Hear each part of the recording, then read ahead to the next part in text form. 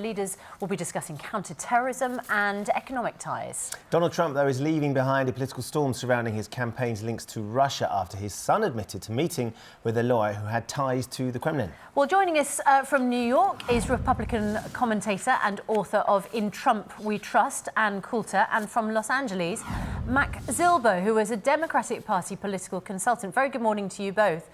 Ann Coulter, this is an interesting time for the president to be travelling to Paris, not least because of America's withdrawal from the Paris climate change agreements, but also because, you know, in the UK we were expecting at some stage a visit from the president, but also because of this whole row back home over Donald Trump Jr.'s meetings and emails. What do you think President Trump's state of mind is right now? Well, if he had to wait for there not to be a row over his alleged ties to Russia, he won't be getting much done. I think you can count on that for the next 4 years. I mean, I'd prefer to have him stay in America just generally. That was a big part of what was so appealing about his campaign. I know a lot of other countries aren't wild about America intervening and dropping bombs on them. Well, Americans are getting a little tired of it too. When we wanted a president who would concentrate on America's problems. We need a little me time, but at least it's not Saudi Arabia. At least it's not the Middle East. It's France. It's a nice European ally.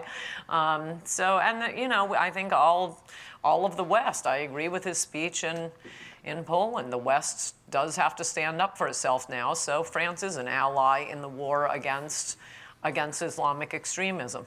But Anne, do you think there's anything to do, anything that he needs to answer regarding this meeting between Trump Jr. and the Russians, or potential meeting? Because it seems like there could be a little bit more to this than how he's been sort of suggesting there's absolutely nothing there. Well, I've always thought he has to answer for employing any of his relatives. I think that was a mistake from the beginning. But he didn't employ his two sons. They're running the family business. At least we know why now. But no, I don't think particularly. I think the big mistake here was, and for any of you ever being asked to respond to something, it's a good idea to tell the whole story the first time. Yeah, well, quite right, and not to deny it the first time if it actually happened. How close are the president and his son Donald Trump Jr.? I mean, I know you're a big fan of President Trump. Is it really conceivable that Donald Trump Jr. had this meeting, which was ostensibly about getting information about Hillary Clinton, his father's rival in the election campaign, but that he never told his dad? Oh, yes, that is very possible. I mean, for one thing, I was introducing Trump at his rallies immediately after he announced. He won me with the Mexican rapist speech. And I didn't see Don Jr. or Jared around for a while. They are related to him, and they support their father and father-in-law, so they came in kind of late in the campaign. But, oh my gosh, as a Trump supporter, he doesn't know what his son is doing. He doesn't even know what are in his immigration policy papers. He doesn't know what an H-1B visa is.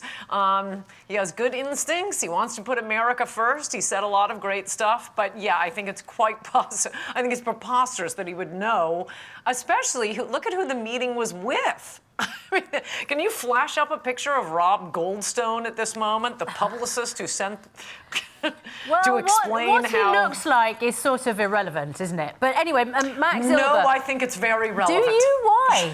Because I think we see what was going on here. I mean, everyone has known sort of disreputable publicists who oversell something and, oh, I'm close friends with the president of Russia, and here somebody wants to meet me. I mean, the whole thing was such nonsense.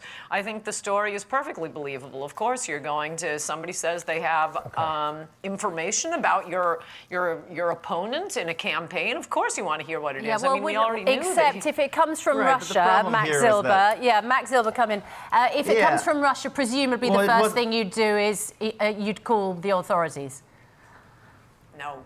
Right, especially because this wasn't just information from Russia. This was information that Goldstone said was a part of the Russian government's support for Mr. Trump and his campaign. I should also mention, as far as whether or not Donald Trump knew that Donald Jr. was having this meeting, whether or not he did, his campaign manager, Paul Manafort, who, by the way, took $10 million per year on a contract to advance Putin's interests for a Russian oligarch, was in that meeting. His son-in-law, Jared Kushner, who, as best we can tell, runs the federal government now, was in that meeting. I mean, this was not just Donald Trump Jr. in a Starbucks somewhere. This was a floor below where Donald Trump worked. He may not have known, but people high up enough in his campaign to be proxies for him did know about the meeting. So, Mac, how far do you think this will go? Because I think you've said in the past you think someone's going to end up in handcuffs over this.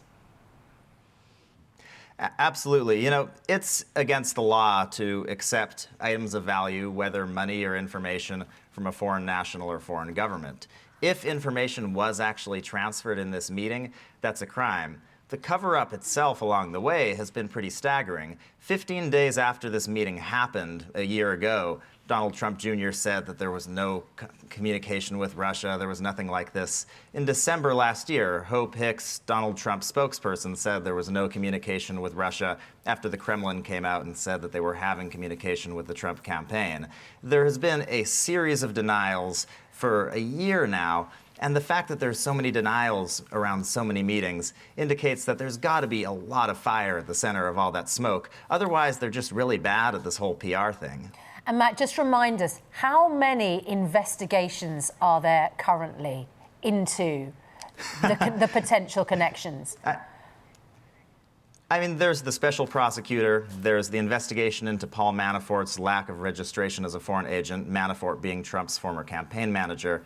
There's former National Security Advisor Michael Flynn, who resigned after a cover-up over his own Russia contacts, and then later himself registered as a foreign agent after taking millions of dollars that he had not properly reported as a foreign agent.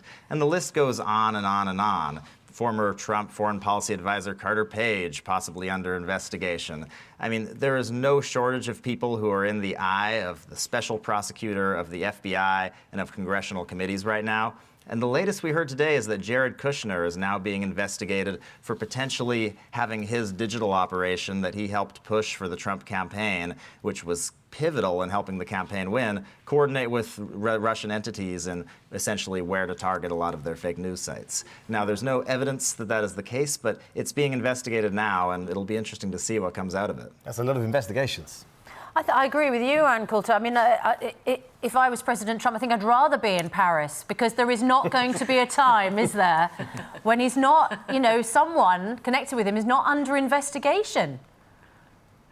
Well, at the moment, the only one in the White House is Jared Kushner, his son-in-law. And as I said, I think it's a very bad idea to have your relatives working in the White House with you. And so if Jared has to go, I'm not going to be sorry about that. He's also the only one, this is crazy that any crime has been committed, the only potential crime, and, you know, he'd probably get an administrative sanction, is that he filled out his security clearance form and neglected to mention several meetings with Russians. This is about the third one now. I actually think the more concerning one, and again, I don't think it's leading to handcuffs, is a meeting Jared Kushner had with a Russian banker for the Bank of Russia.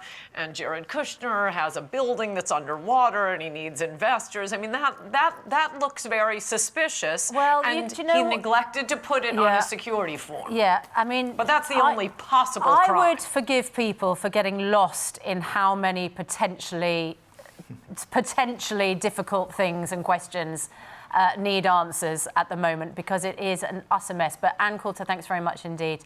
And Mac, thanks very much as well for your time this morning. Good to talk to you both. Thank you. That's a lot of investigations, isn't it? Endlessly. A little bit of a break in Paris for Donald Trump. It's all a little bit Game of Thrones. It seems to be very much so. 24 minutes past 6 is the TV show that continues to break records. Game of Thrones has won more Emmy Awards than any other drama, and the new series trailer was watched online more than 60 million times in just 24 hours. However, I still haven't seen an entire episode from start to finish.